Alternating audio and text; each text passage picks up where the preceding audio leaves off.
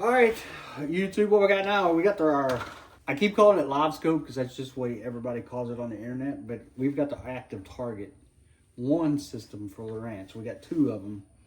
And then what we're doing, we're going to mount it all on this 2 aluminum L brackets, and then we're going to mount them inside the boat on the divider wall in there. So what we're going to end up doing is mounting them, and then we'll have all the wires zip tied and, you know, run our cable management onto the edge of this, drill holes in this thing. I think we end up drilling 6 holes to hold this onto that board inside there. And then we'll run over, we'll put everything on the fuse here and have our fuse block in here. And we'll have a main wire that goes from here back to our switch in the back of the boat that runs everything back from back there up to here. We're gonna do, to make ActiveTarget work, you have to have the Ethernet cable. So I've got a hub here in the middle, which will go from here into the hub. Both of them will go into the hub, and the hub will go from here to the Pro and a dash, in which everything else in the boat's already hooked up by LAN cable or Ethernet. So hopefully when we're all done, we'll be able to see these on any screen in the boat. Hopefully, if I did my research right on the internet, that's how it goes. One of them will be in scout mode and one of them will be in forward mode.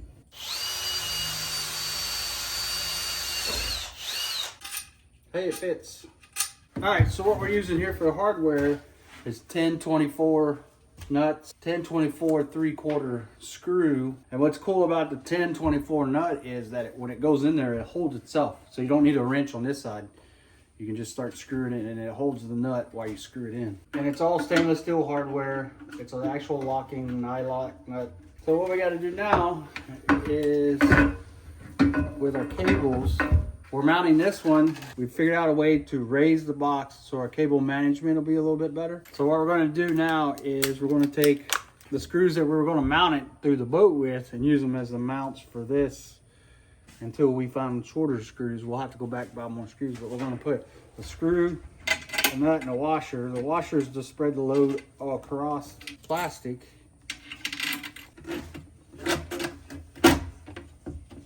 And then we need washers on top. Here, Kyle, come in. These screws are way too long. You don't think the other screws will work, do you? Oh, yeah, it's going to be too short. So whatever these, 3/4? About 1 inch. So we'll just make the mounts for now.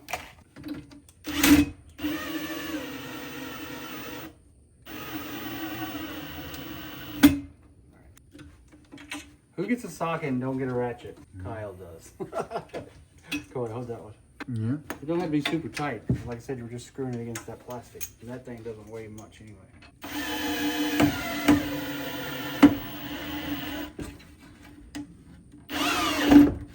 It's hard touching.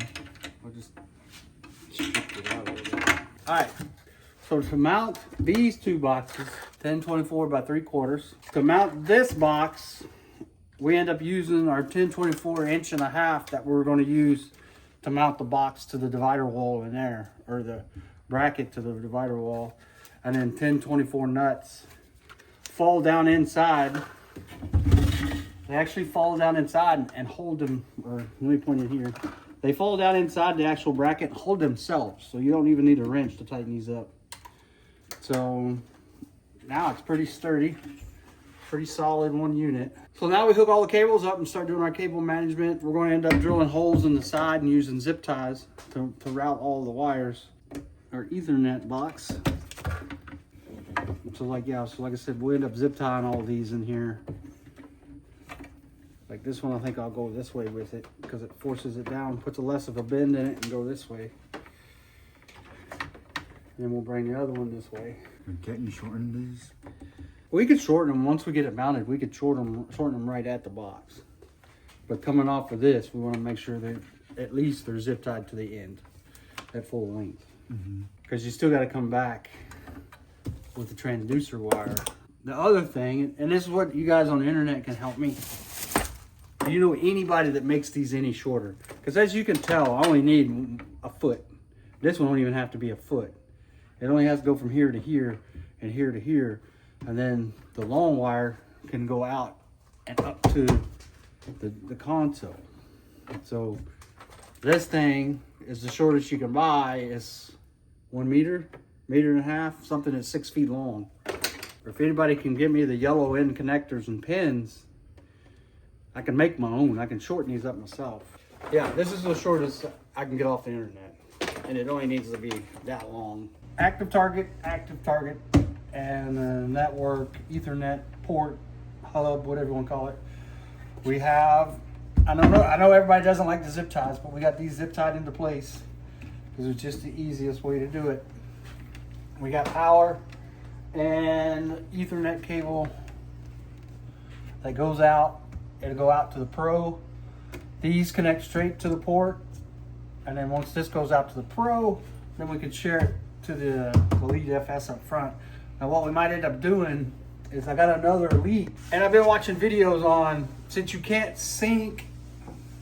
ping sync ActiveTarget 1, thinking about putting my other Elite up here and then putting a toggle switch here that turns forward on and scout on, so it'd be up and down. You know, you can control it, so when you want to go to scout mode, you flip it to scout mode, and then when you want to go to forward mode, you flip the toggle switch down and get it into forward mode. It just turns these boxes on and off through the yellow wire. Because you can't sync them, so I can't run both at the same time with interference. If I do turn them on and off, I only need one screen up front.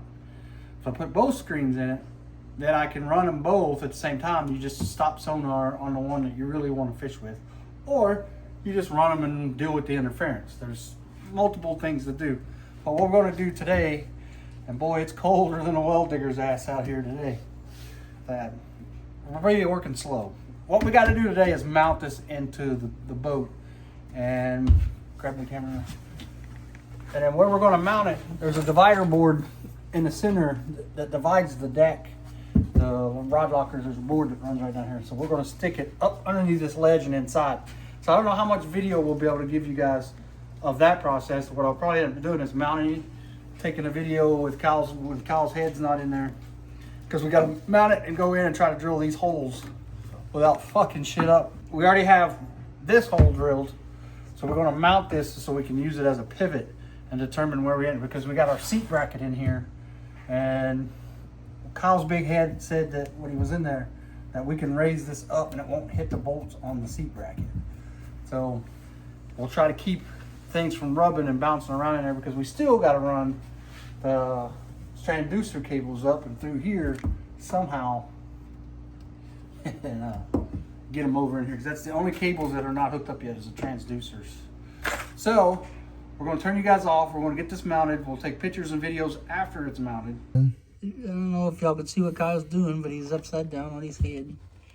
He just pre-drilled the hole, put the screw in. It's going to hold our clamp. Now you pull the screw back out. Can you get it out? It's already out. Take it all the way out. And then you're going to put your clamp in, move all your wires over there with the clamp, and then put that washer on it and put the screw back in. Just be careful and don't run the drill through the fucking cable. Make sure none of the cables are stuck in the clamp as it clamps down, that they're all in the round part. Yeah, you can slide. I know how tight you want it. Close the clamp all the way. No, it's just free spinning. It sounded like you didn't even hit no wood. That's balsa wood in there too, so as long as it's holding it up out of the floor, we'll be good.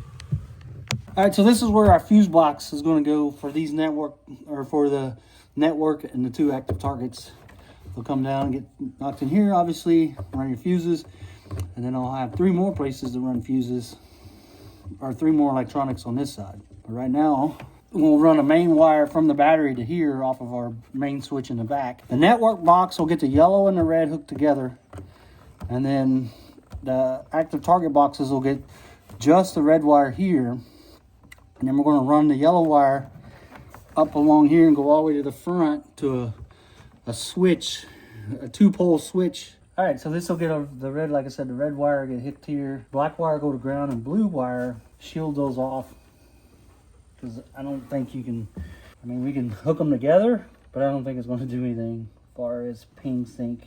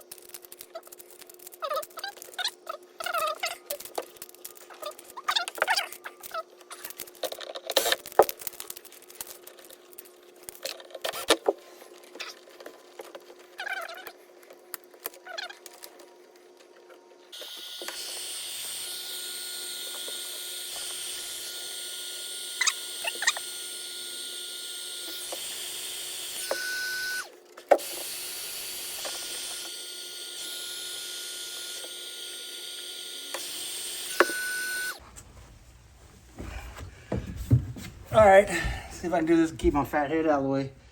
But you got fuse box, all the stuff we just put in, ActiveTarget, network, and ActiveTarget. Network, red and yellow are hooked together. Red, ActiveTarget. And then the yellows for the ActiveTarget are gonna go up to the front to switch.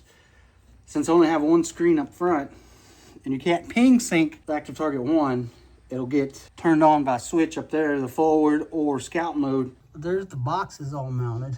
The wires all tucked up, coming across around the corner, coming over into the fuse box. I still got to do that front section, tidy up that, but there's the back section going back. Needs 1 or 2 more zip ties, but we'll get it all zip tied up there and make it look good. Well, I'll put all that extra wire on there, don't even need it. So I can actually cut all that off. Excuse me. Thank you. So that's the turn on wire from this. The wake up wire from that should, yellow wire from this, that should turn those on, wake those up. Now this is the wires that go back to those units. I need to cut these off. This could probably, I'll leave a slack on it so I can pull it out. I need, whoa, be careful. Be careful. Now I have an extra wire in this bundle, so if I need to hook something else up later, I'll be able to do it. Now my dumbass didn't label the wires coming off of what unit is what, so I'm hoping this is the ActiveTarget. Both of these are ActiveTarget and not one of them network box. Well, that one's in the boat forever. What the f? You gonna tell me that's not smashing that wire? That smashed it because it cut through the plastic. Well, it's a male and a female. Well, ain't that some shit? It wasn't tight enough to begin with. Come on. You're telling me that's not smashing the damn... It's cutting through the stupid plastic that it's smashing it so hard. Right now, that's wired.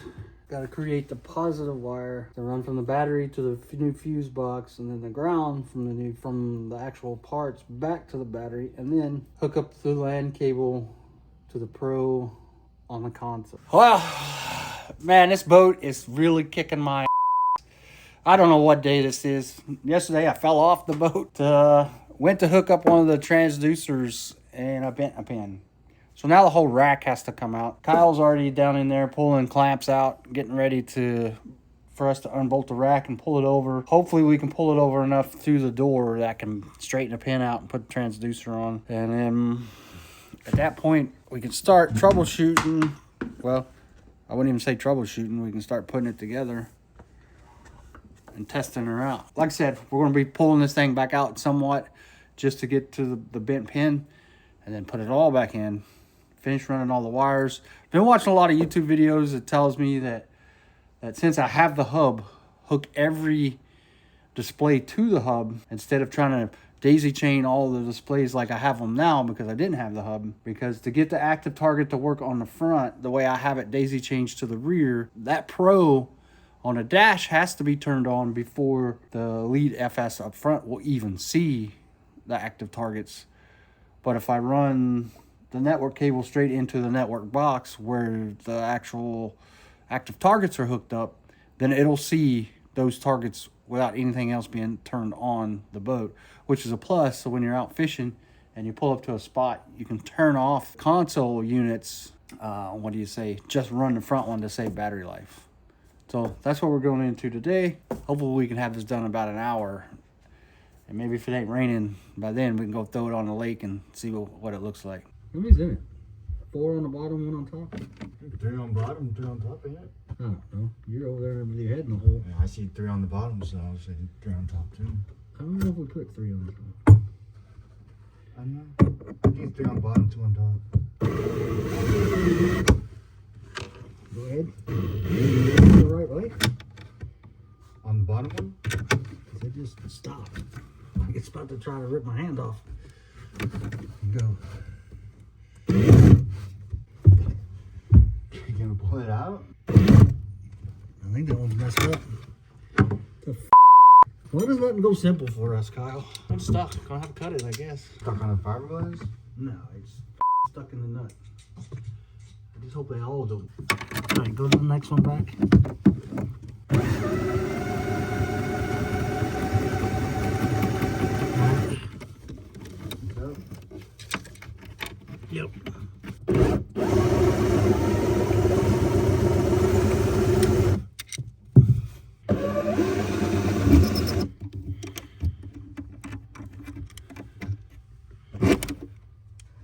So we bent the pin in here. Thought I had the camera off. I was trying to show you that we straightened it out, but it was a bent pin in here, up here in the top. I straightened it, put the cannon plug back on, everything. So it's time to put the module back on the rack, and then put the rack back in. But the rack itself up in this corner, the bolt is stuck. So if we ever got to take this rack out, that bolt's going to be a pain in the butt. We're going to have to cut it out.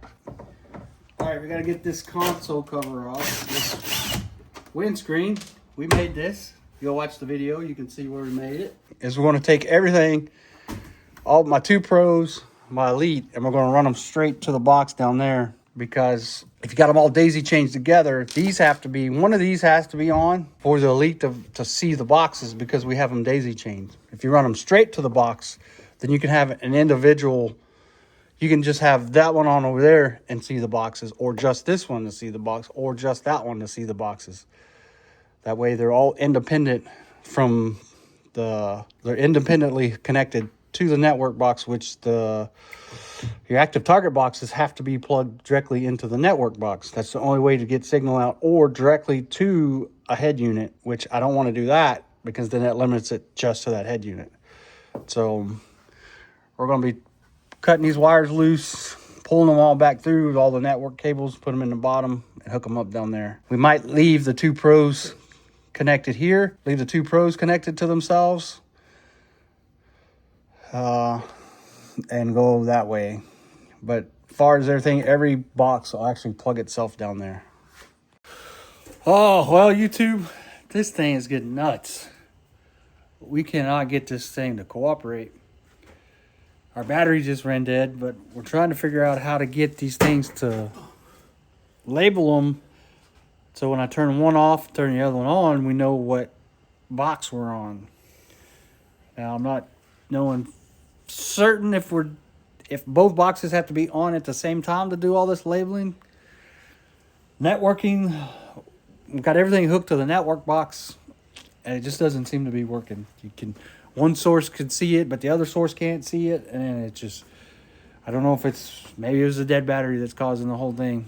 So we're about to hook up a battery charger. And then while it's charging a little bit, we're going to clean the boat, get it all ready to go back together, because it's all wired, installed. The ActiveTarget's installed, like transducers, everything. It's ready to go hit the water if we can just get it labeled and figure out how some of this stuff's working. So that's just a little update. We'll be back hopefully here soon.